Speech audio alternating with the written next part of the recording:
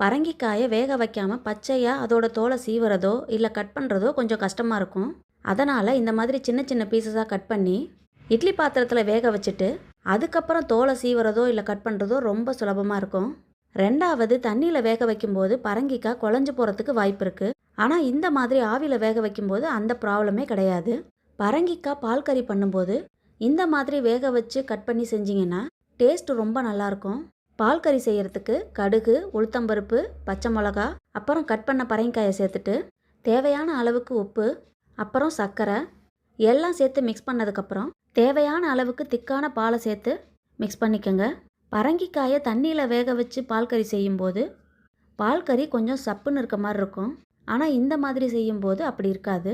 பால் ஊற்றி நல்லா கெட்டியானதுக்கப்புறம் கடைசியாக எப்பவும் போல் தேங்காய் சேர்த்துக்கலாம். இந்த டிப்பை ஃபாலோ பண்ணி ஒரு தடவை பால் கறி செஞ்சு பாருங்கள், சூப்பராக இருக்கும்.